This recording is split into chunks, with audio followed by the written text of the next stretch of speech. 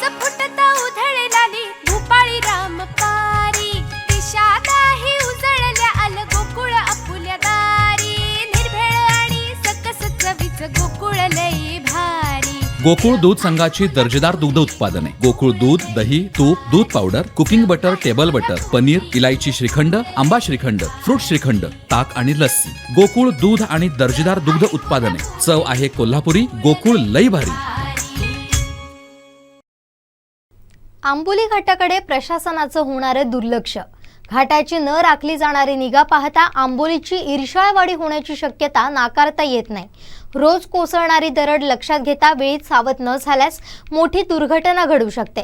याबाबत आंबोलीतील निसर्ग अभ्यासक काका भिसे यांच्याशी साधलेला हा संवाद पाहूया। आपल्यासोबत आंबोलीतले एक निसर्गप्रेमी काका भिसे आहेत।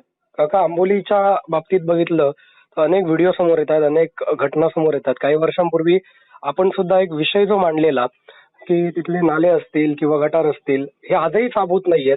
आंबोलीची ईर्ष्याळवाढी होण्याची शक्यता आहे, काय सांगताय? आंबोली घाटामध्ये तुम्ही बघाल तर आंबोली घाटाच्या पायथ्याशी भल्या मोठ्या दरडी ऑलरेडी कोसळलेल्या आहेत, ज्याची दखल कुठल्याही विभागाने गांभीर्याने घेतलेली नाही। हीच दरड आपल्या रस्त्यापाशी कोसळण्याची शक्यता भविष्यात निर्माण झालेली आहे। त्याची काही कारणं आहेत। त्यातलं मुख्य कारण म्हणजे आंबोली घाटाच्या वरती जंगलामध्ये ब्रिटिशांनी त्यावेळी ज्या ज्या ठिकाणी त्यावेळी दरडी कोसळायच्या त्या ठिकाणी अशा प्रकारचं नियोजन केलं होतं की त्या ठिकाणी गटारी खोदल्या होत्या आणि त्या गटारींचं पाणी मुख्य छोट्या छोट्या धबधब्यांचं पाणी जे होतं ते मुख्य मोठ्या मोठ्या धबधब्यांना त्यांनी जोडलं होतं, जेणेकरून त्या ठिकाणी दरडी कोसळायच्या नाहीत।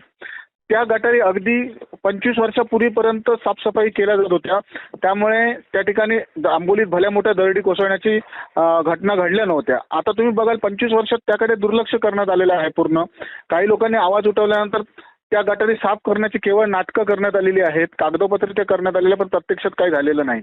दुसरी गोष्ट, आंबोली घाटात तुम्ही प्रवास करताना तुमच्या डाव्या हाताला बघा गटारच अस्तित्वात नाहीये।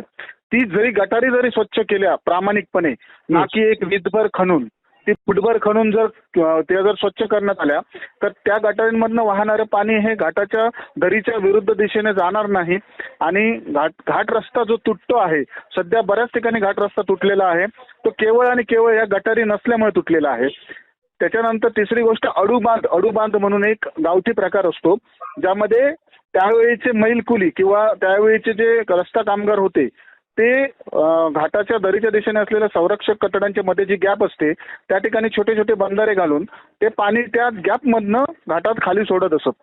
आता गेल्या 10 वर्षात या ठिकाणी जे बैलकुली किंवा रस्ता कामगार होते त्यांना हटवण्यात आले आहेत आणि कॉन्ट्रॅक्ट बेसिसवर कामगारांना आता या घाटाची डागडुजी दिलेली आहे, परंतु तीही अतिशय चुकीच्या पद्धतीने होत आहे किंवा करतच नाहीयेत। अगदीच घाट पडला, कालची परिस्थिती तुम्हाला सांगतो, घाट पडला, हाताने दरड हटवली जात होती, जेसीबीचा पत्ता नव्हता। अशा प्रकारचा आंधळा कारभार जो आहे तो या ठिकाणी चालू आहे। अक्षम्य दुर्लक्ष बांधकाम विभागाचं आंबोलीकडे आहे। मंत्री महोदय रोज या रस्त्यावरनं येतात जातात, अनेक नेते मंडळी या रस्त्यावरनं येतात जातात, त्यांना या गोष्टी वस्तुस्थिती दिसत नाहीत का? त्यांनी जर यामध्ये गांभीर्याने लक्ष घातलं तर आंबोली घाटाची दुर्दशा होणार नाही।